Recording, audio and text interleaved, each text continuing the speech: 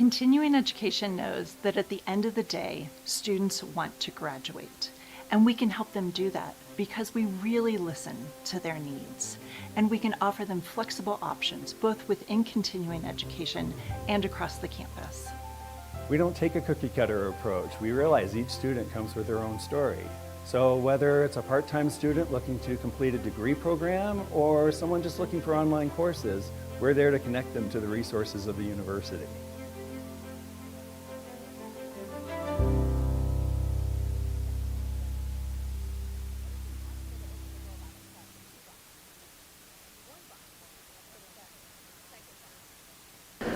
Good afternoon. Thank you all so much for joining us at the 78th Annual Conference on World Affairs. My name is Ruth Almanas, and I am an Associate Professor of Political Science at Fort Lewis College in Durango, and I have the pleasure of serving as today's moderator. For recording purposes, it is Wednesday, April 15th, 2026 at 2:30 p.m., and the title of our panel is From Rubble to Reconstruction, What Comes Next? Before we get started, I would like to read the University of Colorado Boulder's land acknowledgement. The University of Colorado Boulder, Colorado's flagship university, honors and recognizes the many contributions of Indigenous peoples in our state. CU Boulder acknowledges that it is located on the traditional territories and ancestral homelands of the Cheyenne, Arapaho, and Ute, and many other Native American nations. Their forced removal from these territories has caused devastating and lasting impacts. While the University of Colorado Boulder can never undo or rectify the devastation wrought on Indigenous peoples, we commit to improving and enhancing engagement with Indigenous peoples and issues locally and globally. We will do this by recognizing and amplifying the voices of Indigenous CU Boulder students, staff, and faculty and their work, educating and conducting research, supporting student success, and integrating Indigenous knowledge, consulting, engaging, and working collaboratively with tribal nations to enhance our ability to provide access and culturally sensitive support, and to recruit, retain, and graduate Native American students in a climate that is inclusive and respectful. Thank you once again, and welcome to CWA and to today's discussion. We ask that all our attendees remain respectful throughout the discussion and refrain from interruptions. Signs, banners, noisemakers, and other audible disruptions are not permitted and will result in those responsible being asked to leave the room. Please silence your phones. Time will be allotted for questions from our in-person audience. We will take your questions via handwritten note cards. Please raise your hand if you have a question, and a producer, who are waving at you now, will give you a note card and a pencil. Please print legibly and raise your hand when you have completed your card. A producer will collect it and bring it to me. Today you get to hear from 4 amazing speakers.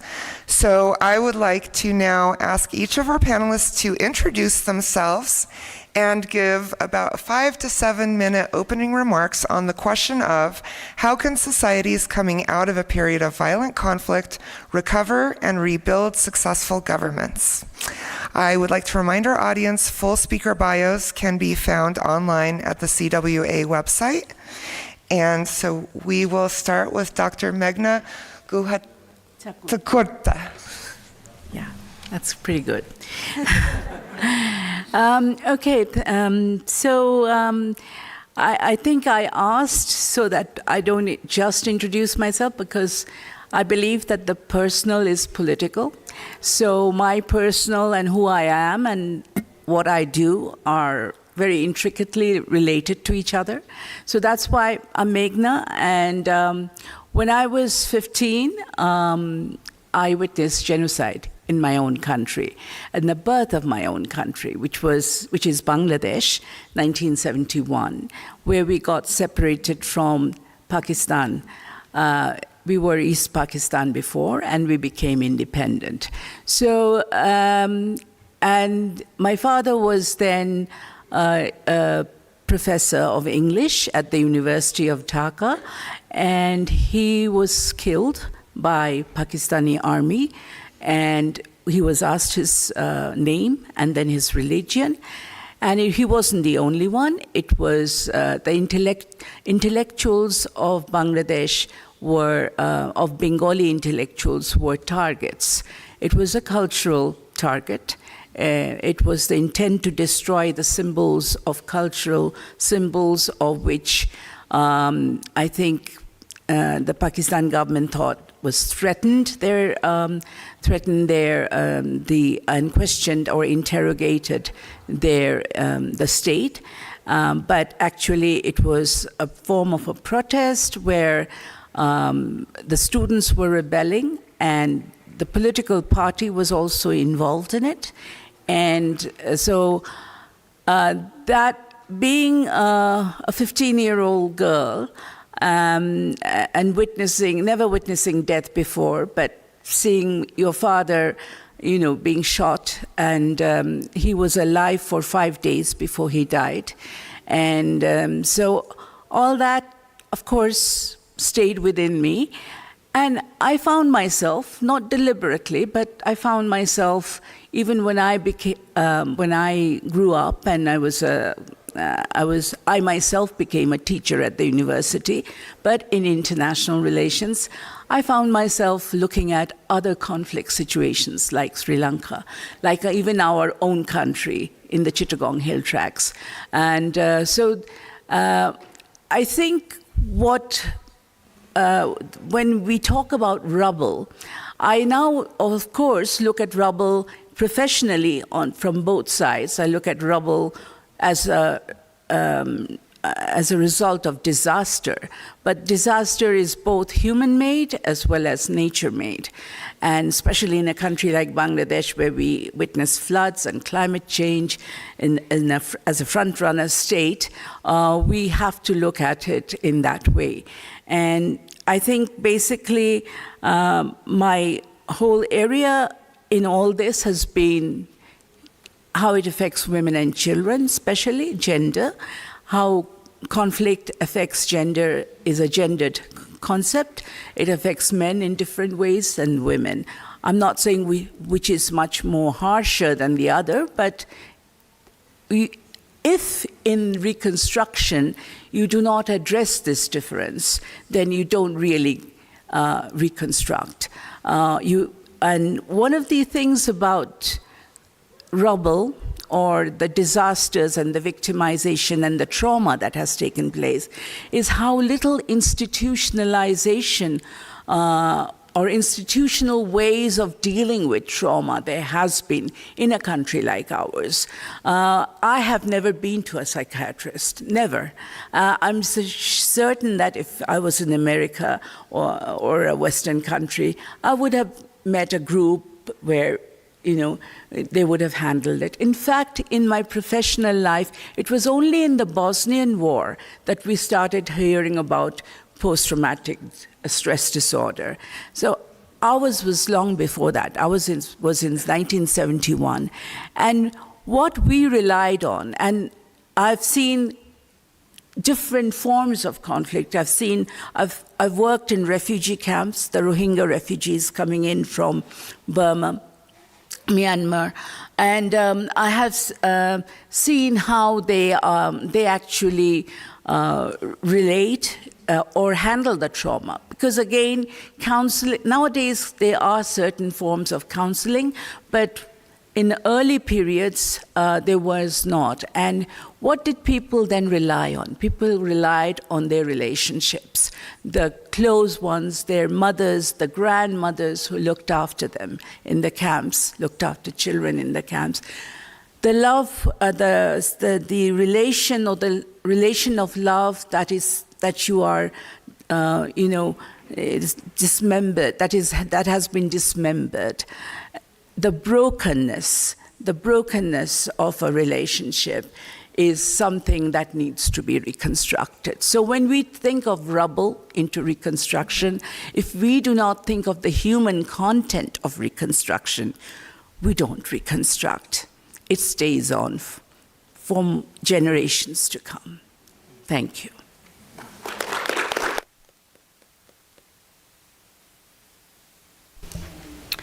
Hi, everyone. My name is Laura Harder. My career today is surrounded in technology and cybersecurity, which is where I am a thought leader and leader.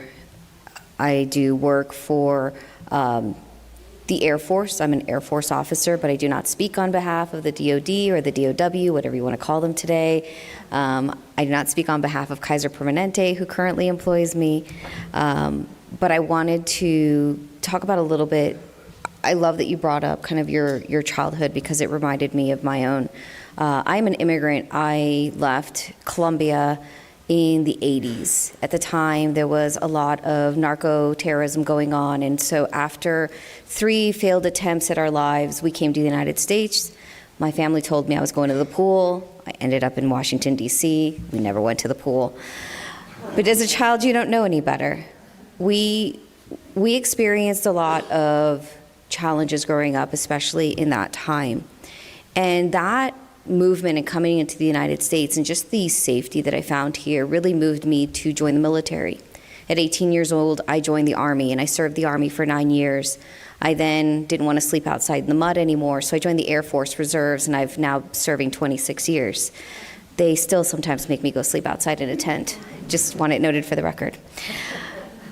My time in the Army was interesting because I spent time supporting combat engineers, and a lot of times that work during Operation Iraqi Freedom, Operation Enduring Freedom, and all of the aggressions that occurred in Iraq and Afghanistan, we got to witness firsthand the rubble, and we also got to witness firsthand the reconstruction, not just physical buildings and rebuilding roads, but setting up network infrastructures, telecoms, and all of the other things that are included in that. Setting up new churches, new mosques, setting up hospitals, things that people could use immediately. And as a practitioner today, I don't speak on behalf of the military or any of the government work that I've done, but more, I want to tell you about what I've seen firsthand, what worked and what I believe didn't work. And what I think it really comes down to is having this lived experience. This isn't a strategy session. I'm not going to talk to you about military doctrine. That's boring. I don't recommend it. But if you want to read it, please. We want to see what succeeded versus what fails. And I think that the core of what I would bring to you today is that real change only happens with trust. And that is true in our relationships with the people that we have close to us. It is what we need with the governments that support us. It is what we need from the leaders who help rebuild organizations and civilizations. This perspective is really about what happens after you've been put under pressure and what can potentially succeed. How people experience institutions and governance, and it's all grounded in how it's earned and lost. There are many lessons that I want to bring today about what we've seen that has been really successful versus not successful, and not just abroad, but inside the United States as well. Who here lives in Boulder County? Anybody? So in 2021, you guys had a devastating fire, and so I want to bring in not just some of the geopolitical, external, international, but what happened here as well? What did we see as we saw the recovery efforts here in Colorado that I think will really resonate with you?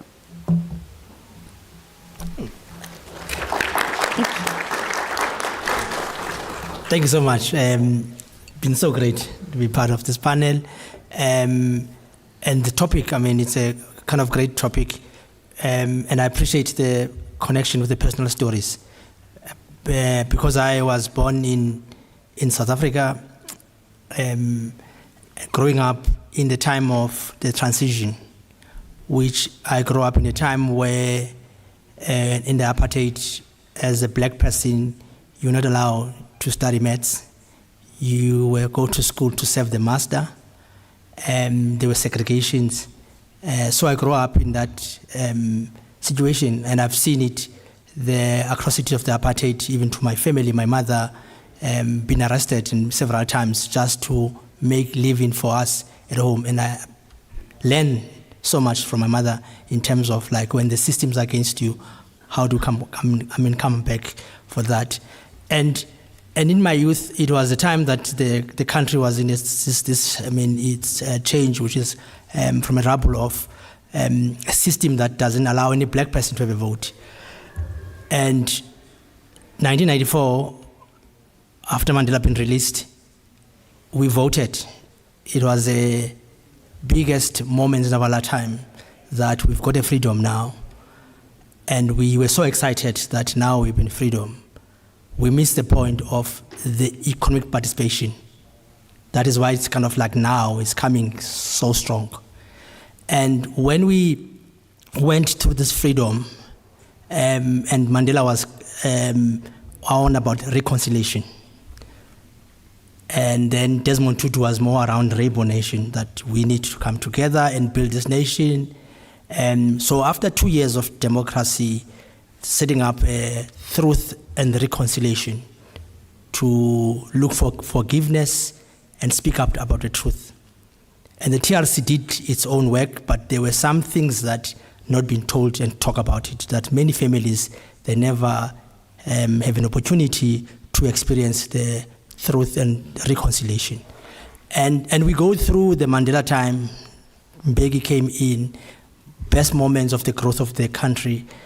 And through that reconciliation, that building, we're in the space where we had a democracy, which is like the next leader came in, Zuma destroyed the country, and then where we come to Ramaphosa now. And the lesson was, when you build a country without good institutions, good media, it could be, taken away by the corrupt leaders.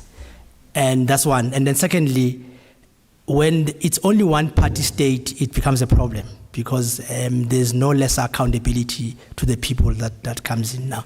So that was a kind of a challenge that we experienced in the leadership that came in, that they took over now. And I think the building was, and I normally give this scenario like a bus. So when the ANC took over from national government, it's like a bus.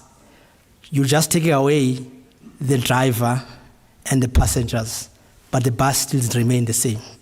And that's the situation that we find in our countries now. But the thing that's supposed to be discussed before, it has never been discussed. So that's why now the system is not working now, because what have come up in the last 32 years, it created inequality and poverty. So the have becomes have-nots, and have-not becomes like the inequality. So the gap that comes in now. So South Africa is one of the highest unequal countries in the world. Whereas the resources are enough to support the work now. So through all of this thing, what is my work? How I'm getting involved with this thing? So my work is beyond the reconciliation. It's like on the restoration, to look at young people, because 65% of young people, they are not able to find employment. They cannot study further. They cannot able to and they start their own businesses. So what I do is, opening up these centers across South Africa, which working centers where youth can come in and study further, start their businesses, and able to participate now. And that resulted me now to work with the government in terms of the policy, how to address the digital skills and the young people around the township. And what is so exciting moments with all of these complex things around the exciting moment now is the energy of the young people now who are entrepreneurs, who are on the grassroots level, who come up with solutions now without the policy, without the support of the government, but able to take over now and make meaningful of their life now. And that's what the future is, not only from South Africa, it's a future for Africa, that the future, it still relies on the young people now. And the change that you could see, because we are going to a next phase of the change. The change was transition, but the transition, it was not fully, because the majority have been left out. And the future now need to make sure that we bring everyone so they can be participating now, because if we do not do that, there will be another revolution, and we don't want that revolution to take place.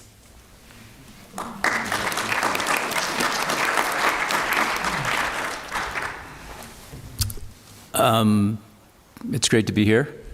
Regrettably, this is my last panel. This is a conference that I look forward to every year. It helps me set my agenda for the rest of the year.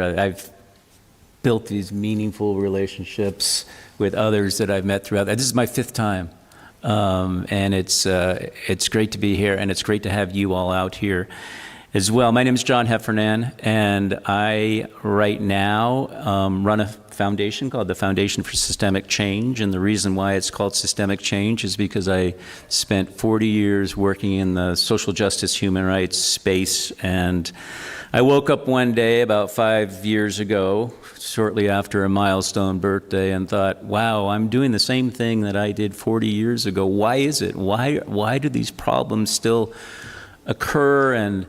And one of the constants for me was that so much of the effort being done, intentional and purposeful and very meaningful, was focused on quick fixes. And I felt that in order to really move the ball, so to speak, you need to focus on systemic change. And I think that's applicable in terms of the title of the panel, and it's just not, as was said, it's just not the rubble, which we think of as being physical rubble, but also that emotional rubble too, and the PTSD and a lot of the things that one has to deal with. I've spent my entire career working in or around failed states, and initially working with the International Rescue Committee, which is a humanitarian organization based in New York that was actually founded by Albert Einstein to help people get out of Europe, and now they work all over the place. But I ran their programs in Bosnia and then also ran their programs in Sudan. And after my Bosnia experience, I realized how important the role of accountability was in terms of the recovery of a people. In Bosnia, we had between 200 and 250,000 people dead, and nobody was taking responsibility for these deaths. Thankfully, some very smart people realized that there needed to be an accountability mechanism, and so they set up these ad hoc tribunals for both Bosnia and Rwanda. And I think, and I know after talking to people, that the recovery process through justice is critical. People want to be able to feel like somebody has to take responsibility for these horrific acts. So I think in terms of reconstruction and building societies, justice obviously is very important. The other thing that I've worked on in various capacities is civil society, and how the importance of civil society, when in many countries has been completely destroyed, the role that the civil society plays, not only in terms of accountability, but building up a mechanism by which you can hold governments and others accountable. A lot of what I did with the National Democratic Institute for International Affairs, which no longer, it still exists, but largely doesn't because of the funding that was taken away from USAID. They went around the world and they went into burgeoning democracies or countries that had been authoritarian dictatorships and were trying to be democracies, and they worked on things like judicial reform, and they worked with legislatures, and they worked with civil society, and they worked on elections, which was really important in terms of the sustainability of these democracies. And the civil society is crucial in terms of holding those many times government entities accountable as well. I also worked for the U.S. Holocaust Museum in Washington, D.C. When Elie Wiesel created the museum, he said a museum unresponsive to the future would violate the memory of the past. And so he created a section of the museum called the Committee on Conscience. And its goal was to prevent genocide. Its goal was to give meaning to that phrase, never again. Haven't done a very good job, have we? My title was the Director of Genocide Prevention. I used to kind of laugh. I thought, how were they going to evaluate me? And needless to say, I never got a salary increase. you know, I think that the role of museums and culture in terms of building up societies again from the rubble, in terms of writing that history, what happened. I mean, we've seen it in South Africa, and getting back to transitional justice. And in a society, one of the things that we did at the Coalition for International Justice, which was the organization that was created to support the war crimes tribunals in Rwanda and the former Yugoslavia, is we held a session on Capitol Hill called Prosecute or Pardon. And we had survivors from Cambodia, from Rwanda, from Bosnia, from Bangladesh and other places. And the discussion was all about, you know, what works for this society in terms of fostering that type of recovery. And every place is different. There's no real cookie cutter approach. Do you prosecute? Do you pardon? Do you have a Truth and Reconciliation Commission? And what do those mechanisms do to help recover from the rubble? But I do think the role, getting back to sort of the cultural institutions, and whether it be museums or other or theater or whatever, in terms of helping write that narrative that helps the recovery of a society, is critical as well. Thank you.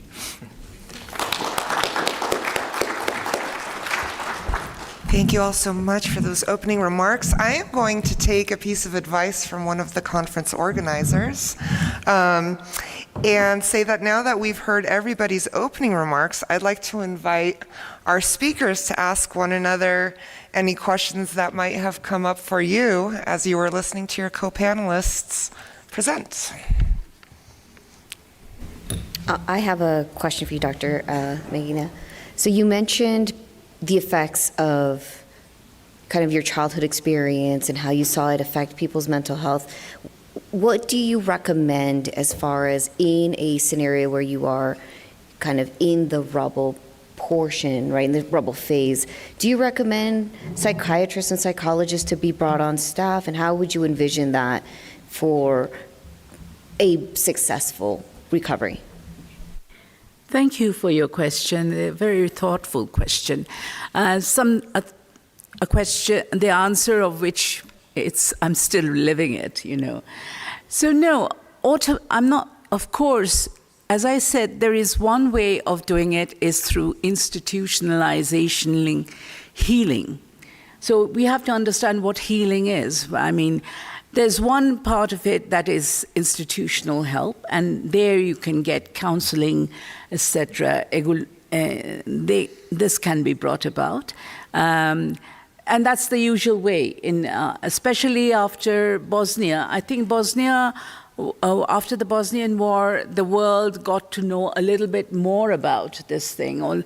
Even though we know we had the Second World War, and we still go to the what do you say, the trial that took the Nuremberg trials. Although we know that justice has to be part of the healing process. There's no justice, there's no peace. So whatever that form, that justice may take various forms. Now we have things like transitional justice. So these needs, of course, these are part of the institutional part of the healing mechanism. But what really I found out from my talks with victims all over the world is that the healing takes place from within and from around you. And there are elements around, even in a devastated,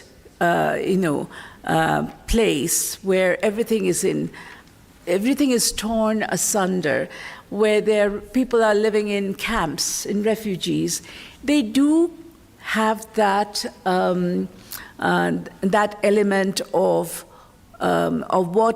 comfort, of home, of a safe place within them, and it has to be brought out. It has to be supported, and that the way to support it is not always through getting a psychiatrist there, but even someone who's near and dear to you, but who is around you. I mean, to get get people to come together, Yeah. to get people who know each other or have a sense of even someone from, I knew 71 genocide, and because of that, when I went to the Rohingya camps in 2016, even before the influx came in, I looked at a woman's eyes and I said, yes, that was genocide. How did I know? I mean, yes, you could say, oh, this is not scientific and all that, but I could understand where she's coming from, and that's important to know. So do we, and here I also mean you don't have to undergo genocide to understand that. You can do it do we do that in academia? Do we do that in our curriculum? Do we get this empathy, embedded in us? I was just looking at a video, a reel in social media of children in Gaza play acting. I mean, they were not play acting, they were playing, and they were playing at taking a child in a stretcher down to the hospital maybe or something. That was their play. So, I mean, of course, instead of feeling bad about it, can we use this in our healing methods? Can we recognize it and do something about it so that the children are there and we ensure a future for them that is and they undergo this healing. So I think that is very essential to have. That can we broaden this understanding and this empathy and take it even further towards prevention, towards creating that mindset which will prevent it from happening again. And that is what the Holocaust Museum in Germany says. It happened so it can happen again. Can I take a stab at that? I know you didn't ask me, but okay, good. So I was in Bosnia during the war there, and running a program that started as a small program and ended up being one of the largest, I think at the time, the largest humanitarian assistance program in the history of the world since World War II. And one of the big issues and challenges there were, and it was a time when, and this happens in war all the time, but it became very publicly known, and for those of you who saw this war played out on television, gender-based violence was a huge problem in Bosnia. And it was the first time, my understanding is, and I should preface this by saying I'm not a mental health person, but I was running this program. And so we had a lot of women who had been survivors of genocide, of genocide as well, of gender-based violence, but and had lost their loved ones, typically their husbands, because they were fighting war. So they were alone, a lot of them with their children, and we started these mental health, we called them the mental health groups, and we brought in psychologists and psychiatrists and therapists from all over the world to train local Yugoslav mental health people in essentially group therapy. And just bringing together these women who a lot of them were living either in refugee camps or just in houses, but they lost everything that they ever had. And just bringing them together and encouraging them to talk about their experience. First of all, it was very, very powerful, and I understand generally pretty helpful for them. As a result of them having children, they would, and nobody to care for the children, they would bring the children to these group therapy sessions as well. And then we started art therapy for the kids, and some of those drawings were just so incredible. But it was my understanding one of the first times in the history of humanitarian conflicts where there was really a focus on mental health healing. Thank you. Did anybody else want to ask each other a question? Yeah, no, I've got a question, a quick one to John. My question is more on, I love the part you talk about your involvement with the museum, capture the history and being part of that and how important with that. And I get the sense in the African context, there's a lack of capturing that history to speak the truth on the history. There's more on kind of bearing that history and say that we move forward and not looking at and capturing it to museum, to document, to extent that that history doesn't repeat itself. Because if we're not able to have those places where we can look at the past and they reflect, it will happen again to the youth that comes in because they're not able to know what has happened now. With your work, how so important that we can capture and have those places where we could go and look at what happened in the past. Was that a question? Yes, with your work. So I was asking you with the work in terms of, because you talk about the museum that carry, and I could see that in the context of Africa, you don't have those kind of facilities. Yeah. I mean, people are not comfortable to talk about that. Yeah. I mean, and people are saying, let's move forward. Yeah. Let's forget about history. Yeah, it's if it's not, accurately put into history, then the chances of it happening again, and are greater, obviously. And I do think the education plays an enormous role there. I'm the board chair of an organization called Educators Institute for Human Rights, and it's a U.S.-based organization that has brought together middle school and high school teachers who have learned to teach the lessons of the Holocaust at the museum. And they formed an organization. They thought, okay, well, we have something that perhaps we can share with other countries like Rwanda and countries that have gone through a similar genocidal situation. And so they train teachers in those various countries about the lessons of the Holocaust, and they apply it to their own genocidal situation. And it's all geared toward prevention. But it's so critical to be able to include that history, again, that narrative in the curriculum of schools throughout these countries that have gone through this. But yeah, I agree. Thank you so much. Laura, I'd like to pick up on, you kind of left us on a cliffhanger, right? About some of your firsthand experience in Iraq and Afghanistan, what you witnessed that worked, what failed, and you used the statement, real change only happens with trust. Can you maybe provide us with an example of where you saw like effective trust building that really helped aid the reconstruction, or alternatively where trust was not effectively built?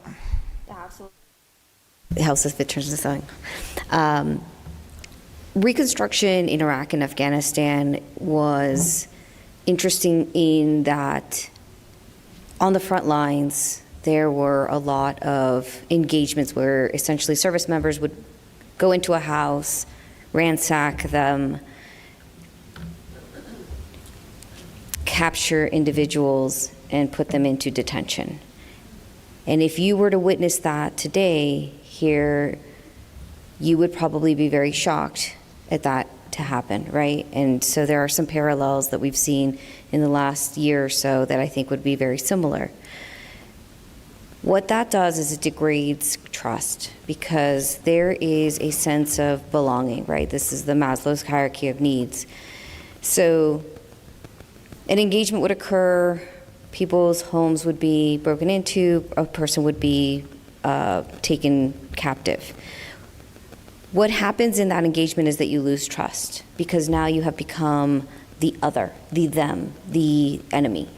And in order to rebuild, right, there was destruction on buildings and roads, and we saw a lot of destruction. And during Iraq and Afghanistan, a lot of the destruction that we saw were actually caused by unexploded ordnances, right, and IEDs, which are bombs essentially on roadsides and things like that. So in order to rebuild some of the good things, right, in provincial reconstruction, so teams would go in and they would interact with locals, and locals would promote the works that want to be done. For those of you who lived here in Boulder, maybe you don't want a quick trip, but you do want a hospital. So you as the community would get to choose what would get selected as a construction project. The Corps of Engineers would come in, they would build the thing in cooperation and coordination with the Iraqi leaders. Iraqi leaders who were visible during that reconstruction gave us legitimacy, right? This is a positional power. Essentially, they're saying, yes, we agree with this. This is in line with our values, and those were occasions where it succeeded. You had population support, you had leadership support, we had rebuilding and reconstruction efforts, and security forces stayed long enough in those regions so that new destruction didn't happen. Successful, amazing, right? Everybody can agree. In the Anbar awakening, former insurgents turned against al-Qaeda, and essentially they were convinced that what was happening and the changes that were occurring in those environments were good. The bad. The Ba'ath Party removal. So the Ba'ath Party essentially were artists and teachers, civil servants. These were people who held positions of authority, just like your local governments. And overnight, they lost their jobs. And overnight, those services didn't exist. There were no schools available. There were no children being taught. There were families in limbo. Not only did they lose their regime, but they lost their institutional memory. And those individuals were left without a job, without money, and with arms. And what do people with guns do when they are desperate? Sometimes desperate people make desperate decisions. And so even locals who were against Saddam Hussein at the time felt that their dignity was not protected. Imagine if you just lost your job overnight. How would you feed your family? How would you clothe them? And those are the types of institutional things where Reconstruction really failed, in that essentially we just did away with an institutional structure essentially overnight. Billions in the B, right, with a B, were spent in Reconstruction. But in that occasion, it failed. There was weak oversight. Contractors had an enormous turnover. There wasn't security in place to maintain that reconstruction long term, and there was no continuity. The locals didn't care about that project. So this is like if you get, for example, a Dollar General down the street. You didn't want that Dollar General. It doesn't support your economy. It doesn't promote your ethical values, right? Your moral values. It's not what you wanted in your community. Are you going to go to that store? Are you going to patronize it? Are you going to support it? The fact of the matter is no, most of us wouldn't, right? We would hold to what our ethical and moral values are. And those are the two ways that I think, at least with early on in Iraq, these are some of the occasions where we saw some really great stuff and where trust was built and where we saw that there was a lack of trust. And those things were not successful. It was kind of like your bus, right? It was your empty bus. There's nobody in it. I think I was just thinking about Afghanistan and some of the work that I did there with you build trust with accountability as well. And I spent 3 years of my life working in and around Afghanistan, where I discovered a mass grave. And the only thing that we were looking for is to protect that gravesite and investigate it so that these people in that gravesite could be returned to their loved ones. And I think that this is an instance where people were captured by the Taliban. They were put into, by the Northern Alliance. They were Taliban put into railroad containers. We went to the prison where ostensibly the people who survived the transport ended up. They were living in deplorable conditions. They were dying. We reported on that. But we were told there were some 3,000 people when there were only a couple hundred in this prison. Where were the rest of the people? We were told where they might be, and sure enough, they were in a gravesite. And so I spent 3 years trying to get that grave protected and investigated. And it wasn't just for the sake of wanting to know what happened, but it was really, and I do think it's just so crucial, that idea of accountability. And if people don't know what's happened to their loved ones in times of war, it hinders the whole recovery process. And to me, a lot of that is related to trust and helping to build trust. And did the families get their loved ones back?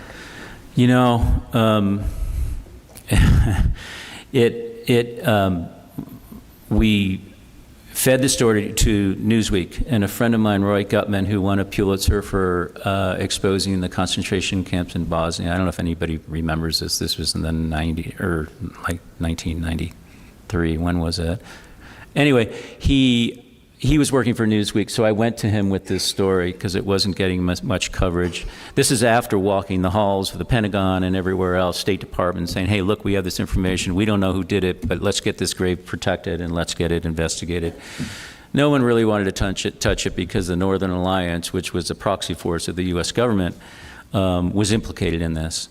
So we essentially said to the U.S. government and to our colleagues there, I mean, we were all working together that we were going to expose this if, in fact, nothing is done. We fed it to the New York Times, didn't get much traction, and then when it went to Newsweek, and knew they had resources that they could help investigate. They hired local investigators, and a cover edition of Newsweek came out called Massacre at Mazar, and it was all about this grave that I had discovered. But even after that, nothing happened. So some of us went up to New York and lobbied the Security Council. Iqbal Riza was his name, I'll never forget. He was the chef de cabinet of Kofi Annan. Shortly after that, in a closed Security Council door session, they did a complete 180 and said that they would protect and investigate this site. But it was a time of year when it was getting cold and you literally couldn't dig. I mean, they had conducted a preliminary, they exhumed 5 bodies and they could determine 2 things. One, that they were Taliban and they died from asphyxiation because they were put in these containers. And so the ones that ended up in the prison survived, the ones that didn't suffocated. And they could tell that from the autopsies they performed on these people. So by October or November, it was too cold, so it was put on hold until the springtime, and that's when the first Iraq War erupted, and our sort of traction, our momentum was lost. And as far as I know, that gravesite is still there, probably tampered with because the perpetrator was a guy, this warlord called General Dostum, whose headquarters was literally right down the road from this gravesite. But anyway. I'm going to shift to some questions from the audience. We have some good ones. And I think this is sort of for everyone or anyone who would like. I'm actually going to put together 2 questions I think are well related. So one person wrote, we are talking a lot here about recovery from loss, but what do we do with anger at the perpetrators in the aftermath of conflict? And then I think alongside that, specifically when it comes to the formation of governments following a conflict, how do you go about integrating opposition groups that were, just enemies engaged in violence against each other into a common government? Start off with the first question, which is, I think, justice. Basically, I did mention there was need without justice, because justice will have to come. And one of the ways to address anger is justice, or else it will turn into revenge politics. And it will create further turmoil. So the institutions, first of all, what is needed, and I think when you mentioned about Reconstruction, one of the main things, and I think you pointed out that the local government is very important, because if you lose them, you lose everything. Because after everything is said and done, it is the local people who will be there forever. Other people will come in, help you, and then go out again to their own countries. But it is people who live there in the locality who will be there forever. Their children will be there. So you have to train them up. And train them up in what? In documentation.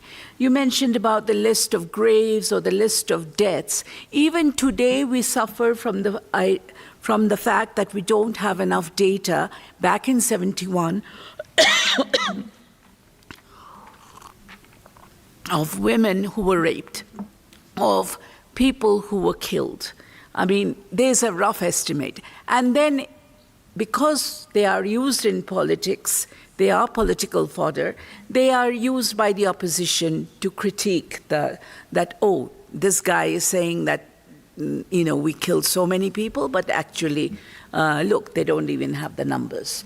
So documentation, even if you don't have numbers, the documentation of certain key elements is very necessary. Sometimes the people in the locality do not have that, the training, are not trained enough to do that. They know the locality. So, but you have to use that to help give them the proper training for documentation. So after the documentation comes the analysis. So again, I go back to Bosnia, that was when forensic reports started coming in. They excavated graveyards, they took detailed documentation about who actually fired the bullets, where it hit the tree, and then it hit the person. So all these things were documented. So documentation, and this will help to, sort of, once you have the facts and figures and you can talk truth to power, you will address anger, or else you will never address anger. I was just going to say, I agree 100%. But in relation to Bosnia, it was interesting because, the whole international community was sort of behind these ad hoc tribunals that were supposed to be a precursor to the International Criminal Court. But there wasn't that much support in Bosnia. Many criticized them as sort of being victor's justice. It was supported by the U.S. and others. And I think that what really led to some significant results in terms of curtailing anger and things when they started having domestic trials that were in those communities that had been victims of this violence. It's fine and dandy trying the big dudes back in, the Milosevic's and the planners of this genocide in The Hague. But at the end of the day, I think in terms of reaching the people that needs to reach, in terms of recovery, it's the mechanisms and the judicial and the accountability mechanisms that were played out in country. Yeah, this is a great kind of question that comes about. With the anger that we are experiencing now, with the youth which are questioning the democracy around South Africa, and they are saying it was sold out by Mandela and the liberation movement. It was a deal. It was not a fully transformation. If you remember, the time of South Africa liberation, there were scenarios. There were scenario of the war, because some of the members, they were trained to fight for system. They were prisoners, and they were civil society. So Mandela convinced that we need to reconcile, and we reconciled. So what happens is now, because of the economy is not growing, so the young people are saying all of this thing, it's been a scheme for few individuals to get rich at the expense of the democracy. So that's the reality that is coming, and that's the complexity of the leadership that was providing Mandela. Because if he never go through this engagement, probably South Africa will be bloodshed a country now. So that's on the anger that kind of continue rising with reason with the young people now. On the government, how they change. So with the president, the visionary, from Mandela, realized that because they come from exile and they come from prison, so they've never been in government. So there was a government of national unity, which the National Party and the ANC, they governed in the beginning. So on the transition, it was a government that was governed until 1996, where the ANC took over, when Thabo Mbeki took over now, but it was a government nationality now. Quite interesting. The last government election, 2004, it moved back now to GNU, which is a government of nationality. GNU, which is where things are happening in South Africa working now, you bring in different government, different political parties, about 12 political parties coming together to govern South Africa.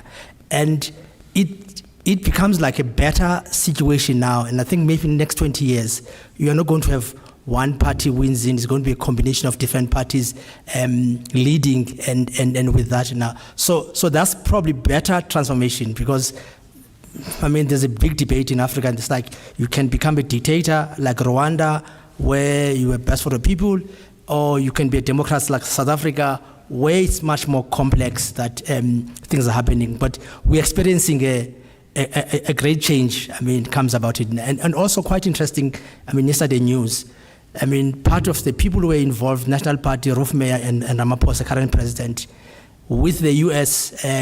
strains relationship with the G20 have seen it now. So the ambassador that is coming in now to U.S. is one of the people that were involved on the transition of South Africa.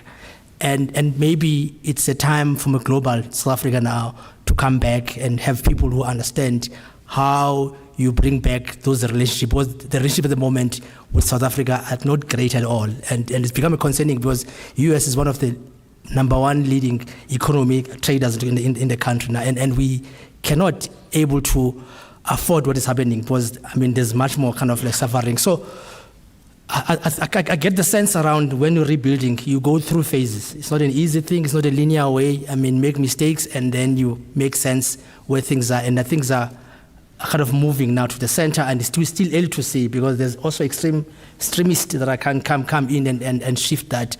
But the hope it's more that the leaders that are there, they can provide that that leadership to extend that we don't find ourselves in the brings in. And why it's so important South Africa not to fail, it's important for the continent of Africa.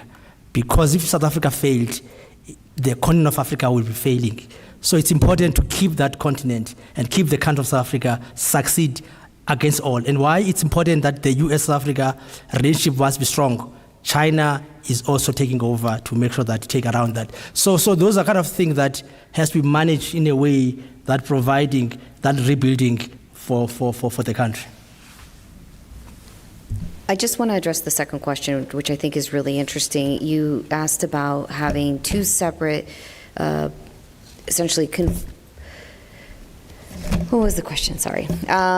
Essentially, it was about the formation of government integrating opposition groups. And the challenge there is that for thousands of years, different sects of religious groups have been fighting each other for thousands of years. And so when there was a void after the departure of the United States out of Iraq and Afghanistan, we saw what happened.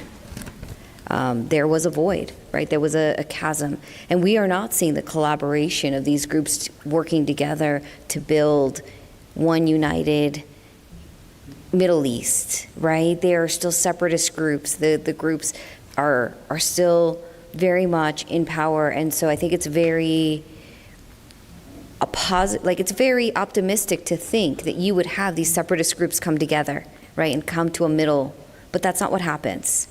Right? Extremes groups want to remain within their religion, their beliefs, right? Their core values, whatever those are, that's what they're going to hold on to. Finding a way to get to the middle is very challenging, and you can't just force these groups into a room together and not let them leave until they come to an agreement. That's just not what happens. You know what would happen.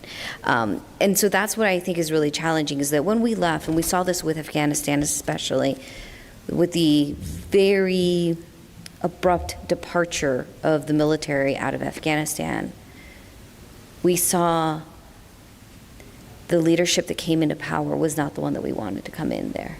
And it is very unlikely for us to see them come to a middle. So, can I follow up? Yeah.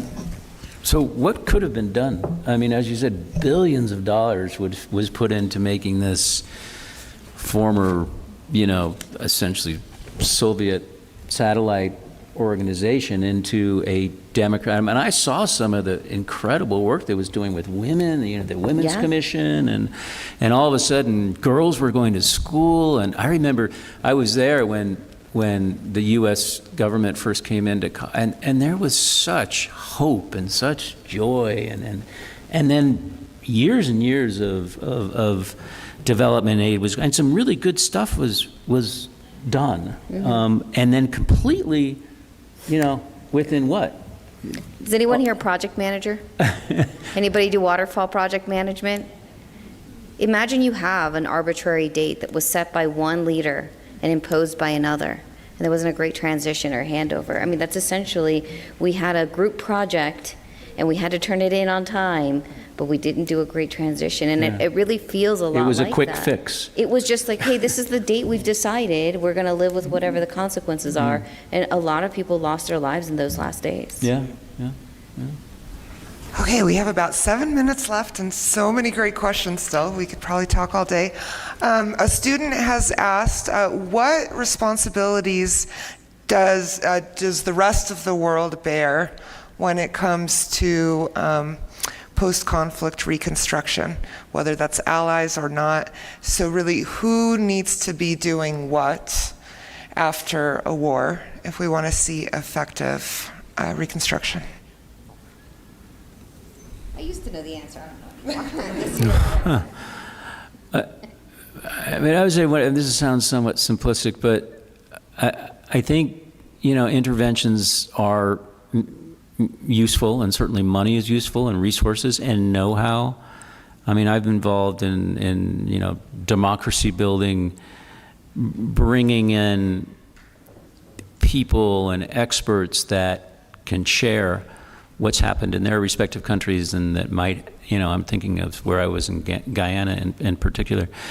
But at the end of the day, if you don't get buy-in from those people in the country, I mean, in a sense, it sounds like this is something, it's happened all over the world, whether it be Afghanistan or, once you go, then things fall apart. And it's like anything. You need to create those systems that come from the individuals and the power structures within that country that allow these entities to flourish, other than just, playing big daddy, and then you leave and everything falls apart. I can go back to 71, and actually in terms of reconstruction, and I mean physical reconstruction of the war-damaged country, building bridges and repairing roads and stuff. It was a success story. It was very much an unsung success story of the UN. The United Nations came together in a relief operation called UNRWA, UN Relief Operation in Bangladesh. And it coordinated all the NGOs, all the funds and everything together under its under one mandate, and could actually, in very small span of time, serve the agenda of reconstruction. So, but that was a world which was much less complicated than it is now. We see institutions like UN and USAID and other things who are humanitarian organizations, coming, suffering the fund crunch, as well as. So unless we really rethink our humanitarian purpose, that whether we have one at all, and get our acts in order, invest in the right, right situations in the right time with the right organizations, and with all these mandates, which the complexities of things have brought up, we cannot achieve much. So, but relief ultimately will get into a protracted situation of development. I mean, I was there in 71. The relief period only was, the physical reconstruction period lasted about 6 months. It was done. But after the 6 months is the real challenge, the actual development. Then you have to capacitate the local people. Unless you capacitate the people there, and unless you enable them to take charge of things in their own hands, then it will not happen. Wonderful. I've been saving this question. We have 4 minutes left. It seems like a great question to end on. So this is from a student. It is clear that disasters of any kind take an enormous toll on the victims affected. What is one thing that brings each of you joy, and how might you use that passion to connect with others during a process of rebuilding?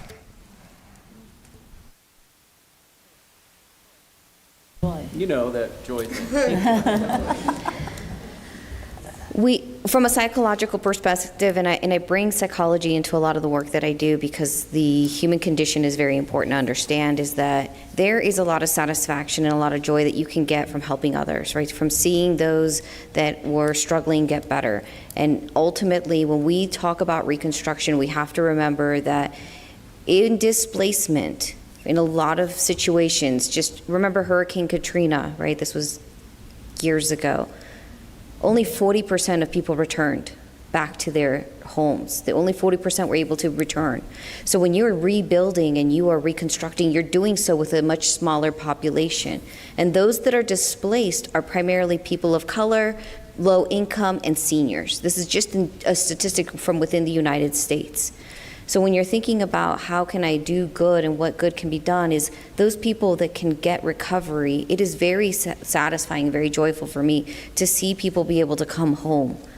And so I'm hoping that you take that away, right? Even from the fire that was here in 2021, not everybody has returned home, and for a lot of reasons. And so when you get to see them return home and to get back their lives, that is a huge win for them that took a lot of effort. Thanks. We have less than 2 minutes, and I want to hear everybody's joy. So Just 2 minutes not 2 minutes, 2 seconds. I think self-healing is something that gives me joy and satisfaction to see it. Not only I went through it myself, but I've also seen it in others. Again, I go back to our war, and one of the issues have been women suffering who were survivors of sexual slavery. I mean, repeatedly they were raped. And there was one woman who turned herself from there, because a raped woman has a long struggle to go, rather than someone whose family has been murdered, because rape is still a stigma in our country, and people don't accept them. And so they have an extra struggle. So this woman, Ferdowsi Priyobhashini, turned herself into an artist. She saw people, she was a self-trained artist. She saw little things that were, lying around, a piece of wood, a piece of a leaf, a broken glass, and she would turn them and transform them into things of art. And that's how she healed herself. And I think that gave me joy. I think she, through her art, gave a lot of people joy. What for me that seeing that giving joy, I come from a country of possibilities, a country which able to face all the problems that they face. It brings everyone together, blacks and white, Indian, to able to have a conversation, to deal with any problem that we're having in the country now. And that gives me a joy to extend that the country now becomes a hope to the continent. We still have problems, but with love, with Ubuntu, and with the way we learn to the leaders of Mandela's. I mean, that's something that, I'm proud of, and being proud of seeing the next generation, for many young people to see that we live in a complex world and we can do our part to make it better for others. I think that, long-term impact is really hard to see. And so I think it's really important to embrace those and celebrate those little wins along the way that will help you do your own work. That's the only thing you can really kind of grab and run with. And that brings me joy. But also what I've seen over the years is people that have suffered and turned their suffering into something productive with other people that are going through similar circumstances, or maybe that they had gone through, in terms of prevention, in terms of responding to what was happening at that moment, because they'd been through it. So they've really made this kind of a productive part of their overall narrative, and that brings me joy. Thank you so much. So thank you to all of you here in Boulder and online who joined us for this excellent panel. And if you all could join me in thanking these excellent speakers one more time.